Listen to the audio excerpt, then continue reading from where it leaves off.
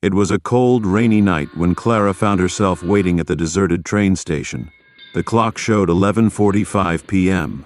She had missed the last bus home after a late-night meeting, and there was only one more train, an old-fashioned one that seemed to materialize from nowhere. The station was quiet, save for the sound of raindrops pelting the platform and the distant rumble of thunder. The few people around were cloaked in shadows, their faces obscured by the dark. It was a typical night, or so she thought. As the train approached, Clara couldn't help but feel an odd sense of unease. The train was much older than any she had ever seen. It had a strange, worn-out look with faded red paint and windows that looked like they hadn't been cleaned in years. The sound of its whistle was eerie, like a wail echoing through the night. Still, she was desperate to get home and boarded without much thought. Inside, the train was nearly empty. The few passengers seemed oddly distant, sitting in the farthest corners of the carriages, their faces blank and unblinking. Clara chose a seat by the window and tried to relax. The train lurched forward, its wheels screeching as it moved down the tracks, cutting through the stormy night. The lights inside flickered occasionally, casting brief, unnatural shadows along the walls. Clara pulled her coat tightly around her, trying to ignore the growing sense of dread creeping over her.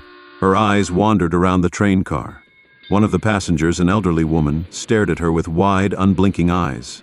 Clara smiled politely, but the woman didn't respond. Instead, she just continued to stare, her gaze vacant, as though lost in some distant thought.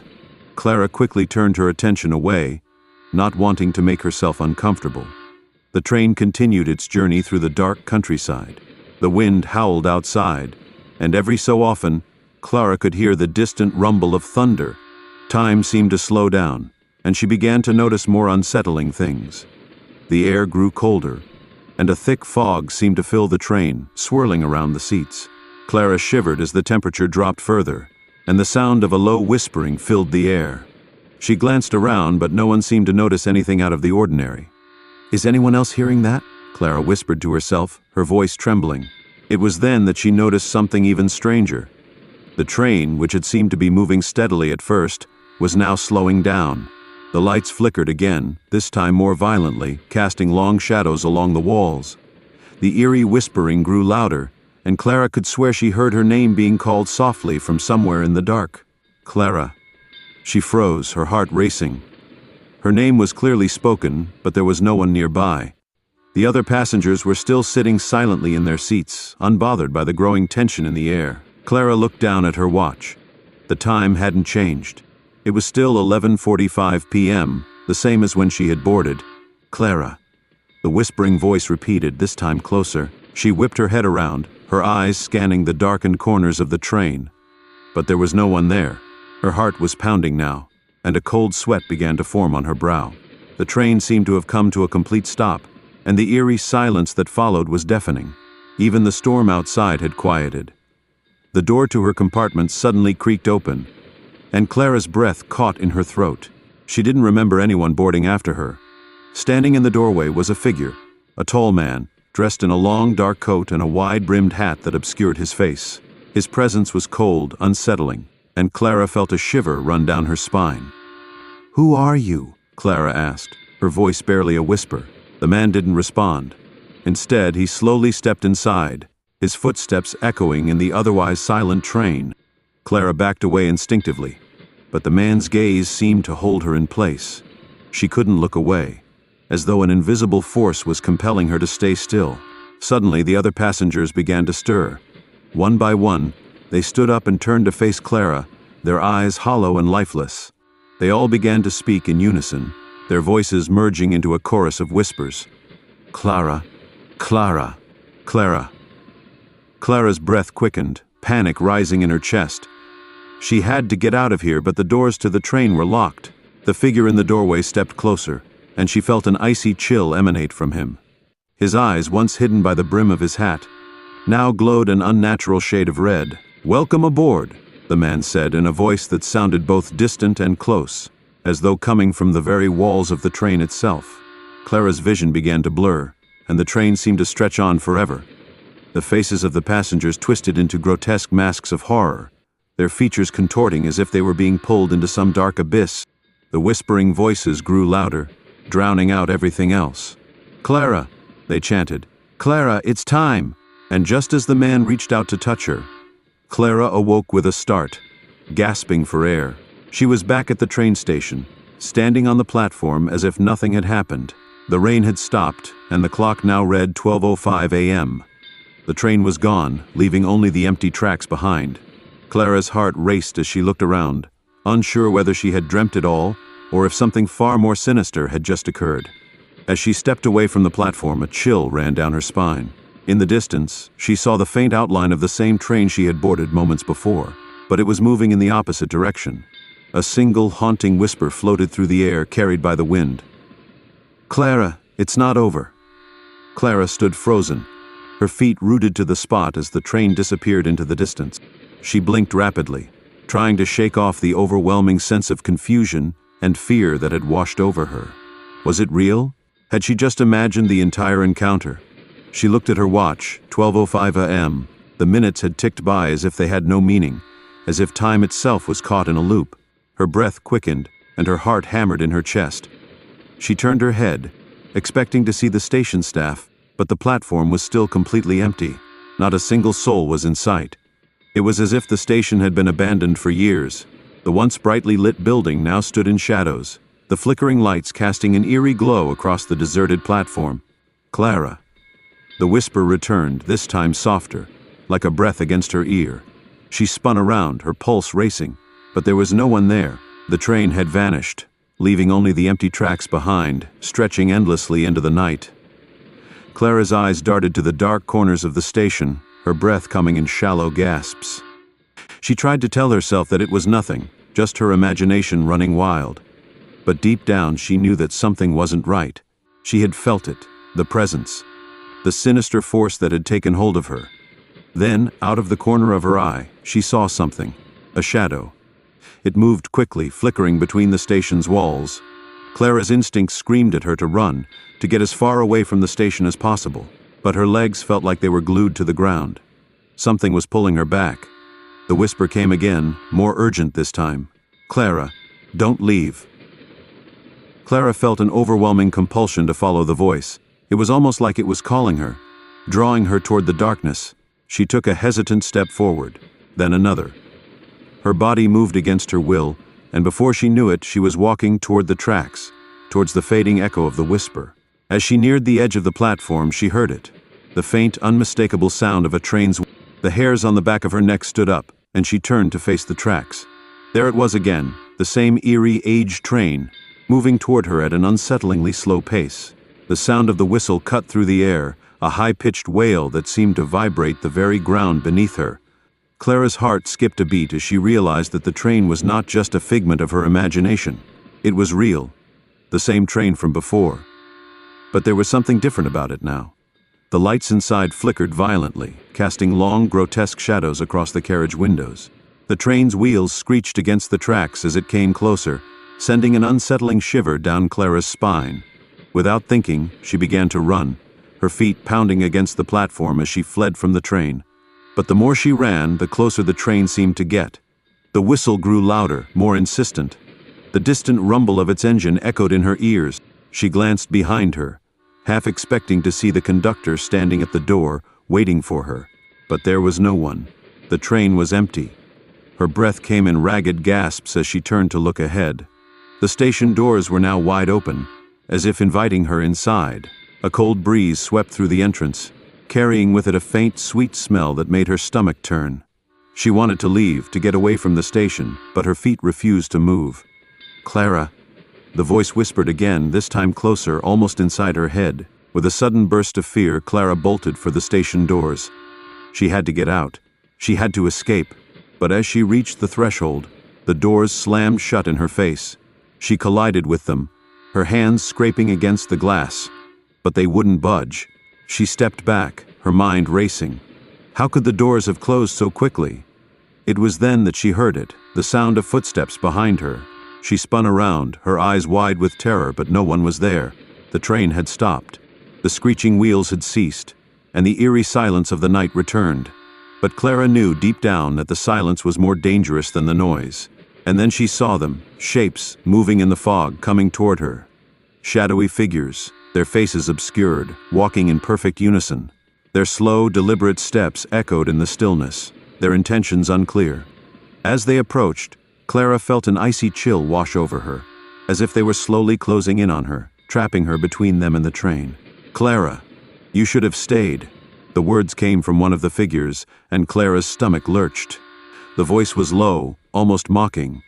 She took a step back, her legs shaking beneath her, but the figure stepped forward, blocking her path. The others followed, their faces still hidden, but their movements synchronized in a way that felt unnatural, as if they were more than just people.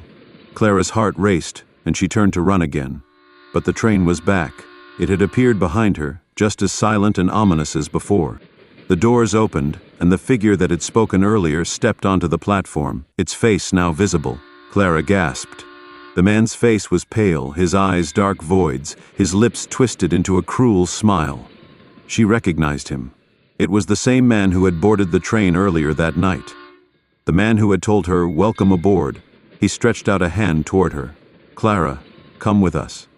Clara felt herself moving toward him, her body no longer her own. The fog had thickened around her, and the whispering voices were louder than ever, calling her name, urging her to step forward. With one final desperate cry, Clara reached out, breaking free from the grip of the mysterious force that had taken hold of her. She stumbled backward, tripping over her own feet, her mind racing for an escape. But there was no way out. The train's doors slammed shut behind her, and Clara was gone. The night had swallowed her whole, leaving no trace of Clara on the platform, save for the faint lingering echo of her screams. The train, now more like a phantom in the mist, began to pull away, its wheels screeching as they cut through the silence of the station. The air grew still again, the whispering voices gradually fading into nothingness. But even in the quiet, the memory of Clara's desperate escape hung in the air, like a warning to anyone foolish enough to board the train. Time passed, but the station remained unchanged, as if it were frozen in a moment of terror that would never end. Hours later, a young man named Jack found himself standing at the very same platform. He was a late-night traveler, just as Clara had been. He glanced at his watch and sighed in relief. It was 2:30 a.m. His train was coming, and he'd missed the last bus just like Clara had. His mind was heavy with thoughts of work, deadlines, and the stress of his life. He didn't notice the eerie stillness of the station at first. It was only when he walked a little further down the platform, nearing the bench where Clara had sat, that he felt it. The chill in the air, the palpable sense of something wrong. He stopped for a moment, looking around. The rain had stopped, but the atmosphere felt dense, suffocating. Shadows clung to the corners of the station, and the far end of the platform seemed unnaturally dark. He shrugged off the feeling, blaming it on the exhaustion from a long day, but something caught his eye. There, just beside the bench, was a small, crumpled piece of paper. Jack bent down to pick it up, curiosity getting the better of him. As he unfolded it, he saw only a few words scribbled hastily in a frantic hand: "Don't board the train." The words sent a chill running down his spine, his fingers trembling as he held the note. He glanced around nervously, half expecting someone to step out of the shadows and explain the strange message, but no one was there. The sound of a train whistle pierced the quiet night. Jack's head snapped up, and he saw a train in the distance, its lights faintly visible through the mist. It was approaching at an agonizingly slow pace, the screeching of its wheels cutting through the still air like the sharpest of knives. The train was unmistakable, old, rusted, with faded red paint, just like the one Clara had described in her story. Jack's stomach twisted into knots. He was about to turn and leave when the train came to a sudden halt in front of him, its doors creaking open slowly. The sound echoed eerily in the quiet night, filling the air with dread. Without thinking, Jack took a step closer, drawn by an invisible force. The voices from the station's shadows seemed to call out to him, beckoning him toward the train, just as they had called to Clara. He looked up at the door, his breath coming in shallow gasps, unsure of what to do. And then the whisper began again. "Jack, come with us." Jack froze. The voice was chilling, familiar, like a memory he couldn't place. His eyes darted around the platform, but the station was empty, just him and the train, the lone sentinel of the night. He could feel something staring at him, a presence behind him, pressing in on his thoughts. He stepped back slowly, his mind racing. But before he could turn and run, the figure appeared at the train's door. It was the same man Clara had seen. The tall figure, dressed in a long dark coat and wide-brimmed hat. His face, pale and hollow, stared back at Jack with empty, lifeless eyes. A cruel smile spread across his lips. "Don't be afraid," the man said, his voice soft but unmistakably menacing. "There's no turning back once you're on board." Jack stumbled backward, his instincts screaming at him to get away, but the figure stepped closer, blocking his way. It was as if the train itself had become a living thing, pushing him forward, closer to the nightmare that Clara had tried to escape. "Jack, you know you want to come with us." Jack's pulse raced. He could feel the icy grip of fear tightening around his chest. He turned to run, but his legs wouldn't move. His body was frozen, paralyzed by the figure's gaze. The train behind him let out another shrill whistle, louder this time, as if urging him to board. And then he heard it, the whisper of his name, coming from the depths of the train. "Jack, you're already here." His heart stopped as the realization hit him like a punch to the gut. He had been on the platform for hours, yet the time on his watch hadn't changed.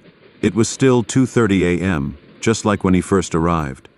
His stomach twisted as he understood that this was not just a train, it was a trap. A trap for souls lost in the night, forever bound to the train's endless journey. The man in the hat stepped forward, his fingers twitching as if ready to grab hold of Jack. The figure's smile widened, growing more sinister with each passing second. Jack's mind screamed for him to escape, but there was no way out. He was caught like so many before him, and as the last remnants of his will crumbled away, he took a step toward the train. "Clara?" he whispered, his voice barely audible over the rumble of the train. And in that moment he saw her, Clara, standing at the edge of the platform, her face pale and empty, her eyes hollow. She reached out to him, her voice a soft echo in the night. "Jack, you shouldn't have come." The doors of the train slammed shut behind him, and the whispering began again, louder this time, filling every inch of the space. And just like that, the train began to move, carrying Jack into the darkness, where time had no meaning, and the souls of the lost would ride forever. The station once again stood silent, and the train faded into the night.